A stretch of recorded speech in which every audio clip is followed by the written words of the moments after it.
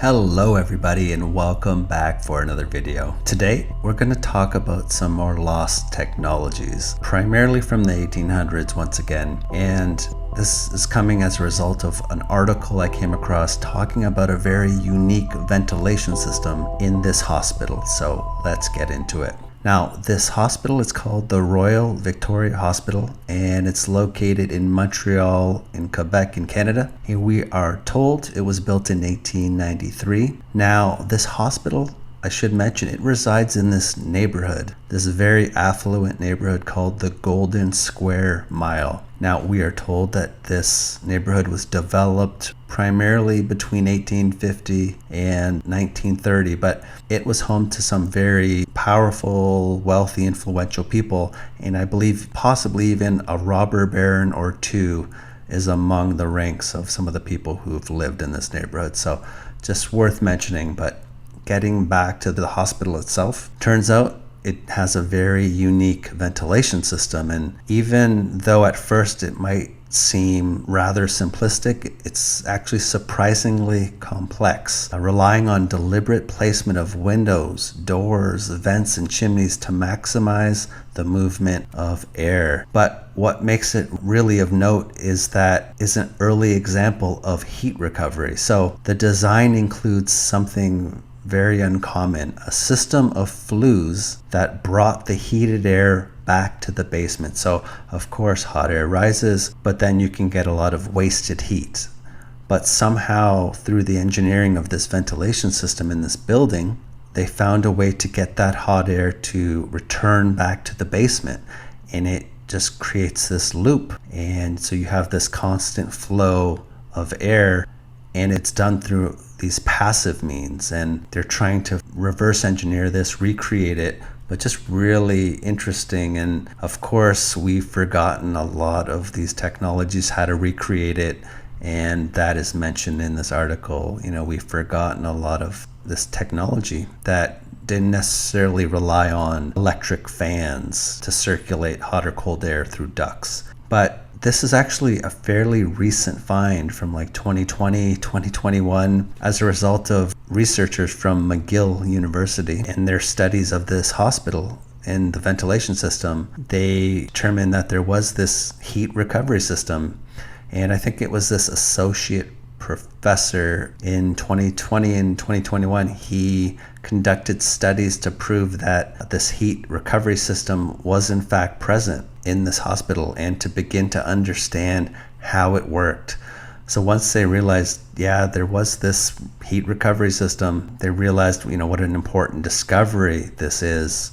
And they have been trying to model how the airflow moves inside of this hospital so they can reverse engineer it. So this is actually ongoing, and this research is happening as we speak. So just really interesting stuff. But you know, it's always with these structures that we're told are typically from the 1800s, they're utilizing these technologies that we have to reverse engineer. So just par for the course. But what I did want to mention is I came across another article talking about this ventilation system, and they were just mentioning how through some of the research that they had done, they determined that the hospital administrators began to alter the original system in and around 1900. So about 7 years after it was constructed, they messed with the original system, moving the boilers from the basement of the main building to a nearby powerhouse. So just thought I would mention that. Just really interesting stuff.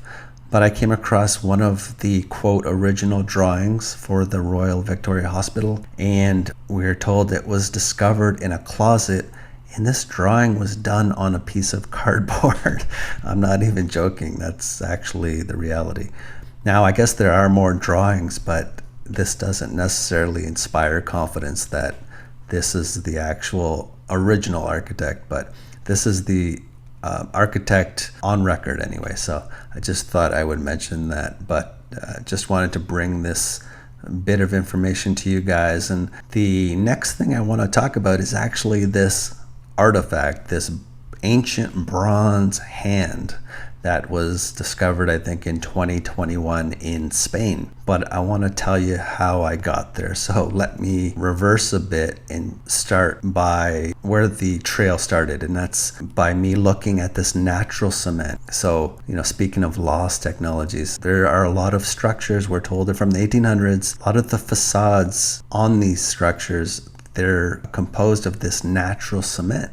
There's a lot of impressive structures that use this natural cement, like Fort Jefferson with its 16 million bricks, and Milwaukee's City Hall. So a lot of impressive structures were using this cement. And unfortunately, in America, no public statistics were kept for this entire industry. So I wanted to look at some of the European countries to see if they experienced the same thing.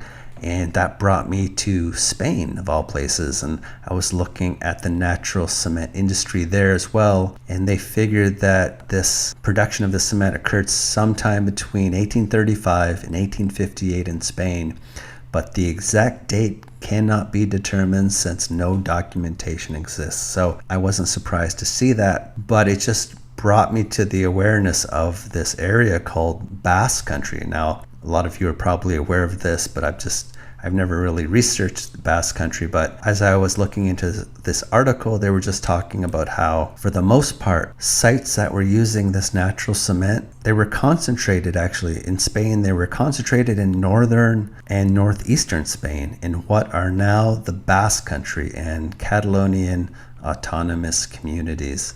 And, we see this sort of very ornate design with a lot of these facades on buildings from the 1800s that are using this natural cement. So it's just interesting to me that it was all located in this particular area called the Basque Country. So I wanted to dig into that just a little bit, and I came across articles talking about this artifact that was found in 2021, but it's allegedly this 2,000-year-old bronze hand that could potentially rewrite the history of Basque language, because I guess there's a little mystery surrounding the origins of the language that the people in Basque Country speak. Now, the artifact is called the Hand of Arulagi. Now, this hand, apparently it's got some writing on it, and they've been trying to decipher the writing.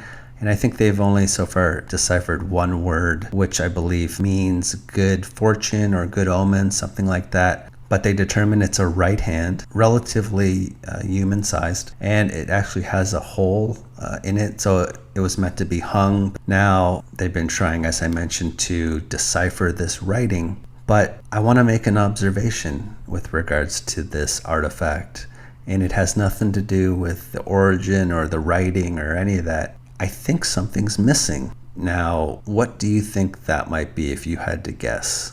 So if this is the pinky, and it appears to be, then that would make this the thumb. Now, the proportions seem a little off, don't they? So I think actually this would have been a 6-fingered hand. I know this is way off topic, but it's just an observation when I saw this artifact, because if you kind of look in the area where the thumb would be, there's sort of some wear and tear, and I think if you look here, you can kind of see it a bit better. But to me, it looks like something is broken off this artifact, and I think that might have been potentially a thumb. Yeah, I just wanted to mention that because, of course, extra fingers and toes were revered in ancient culture, so why wouldn't someone make a 6-fingered bronze artifact? But to me, it just seems like it is missing a thumb. Because, yeah, like I said, if this is a pinky, then, if this is at all proportioned, then that does not appear to be a thumb. And this is more in line of where the location of a thumb would be. So, again, could be wrong, purely speculative, but I just thought it was really interesting. And you get this recurrence of polydactylism in a lot of different places around the world, including Chaco Canyon. They found amongst some of the skeletons in Chaco Canyon, they found some cases of extra fingers and toes with some of the skeletons. So I just thought I would add this to the mix. I know it's a bit of a left turn, but I wanted to kind of pass it along, see what you guys think. So I think I'll end it here, but once again, I want to give a big shout out to all my patrons. Thank you for all your help and support. It's always greatly appreciated. So with that being said, until next time, take care. Bye. 122 years ago, it was the crown jewel of Canada's medical community. Today, it was a heartfelt goodbye to the Royal Victoria Hospital. As patients and staff moved to the New Glen site, many took time to pause and reflect on the home away from home they leave behind.